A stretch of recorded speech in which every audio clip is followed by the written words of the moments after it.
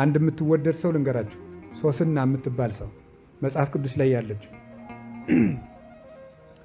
የአንድ ጥሩ ሰው ባለቤት ናት። እግዚአብሔርን የሚፈራ ባል አላት። እሷም እግዚአብሔርን የምትፈራ ሰው ናት። የአይሁድ መምህራን መጡና ምንድን ነው ያደረጓት? የአይሁድ መምህራን መጡና መልከኛ ናት፣ ሰውነቷን ከአትክልት ቦታ ገብታ ስትታጠብ አይተው የማይገባ ጥያቄ ይጠይቋታል። ደናዋል ደናዋል ደናዋል ደናዋል ብለው ተለያይተው ያም ያኛው ቤቱን ሂዷል ብሎ ሲመጣ ያኛውም ደግሞ ቤቱን ሂዷል ብሎ ሲመጣ ተገናኙ።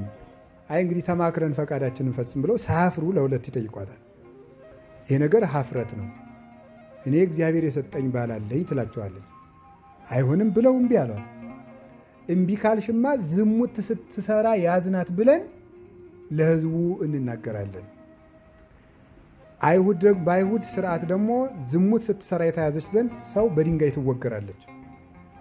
ስለዚህ የእኛን ተሰሚነት ደግሞ ታውቂዋለሽ፣ ስለዚህ ትወገሪያለሽ አሏት። አይ በእናንተ እጅ በእግዚአብሔር እጅ ከመውደቅ በእናንተ እጅ መውደቅ ይሻላል፣ የፈለጋችሁን አድርጉ አለቻቸው። እግዚአብሔር ከሚጣላኝ የፈለጋችሁትን አድርጉ።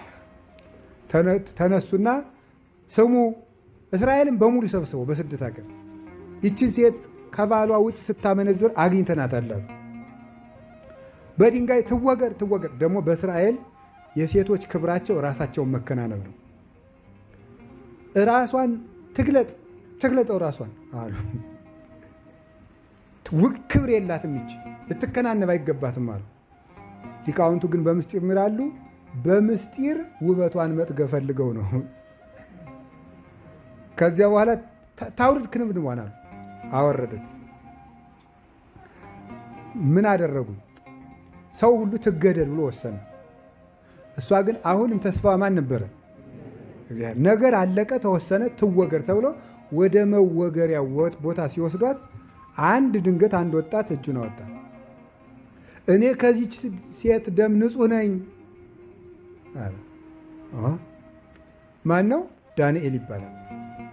የስሙን ትርጓሜ ማብራችሁ ተመልከቱ። ዳንኤል ማለት እግዚአብሔር ዳኛ ነው ማለት ነው። ይቺ ሰው ፈራጅ አልነበራትም። ሰው ሁሉ ሊገላት ከጨረሰ በኋላ የቀራት ዳኛ ማን ነበር? እግዚአብሔር ቀርቷት ነበር። ሁሉ ወስኗል፣ እግዚአብሔር ግን ነበረ።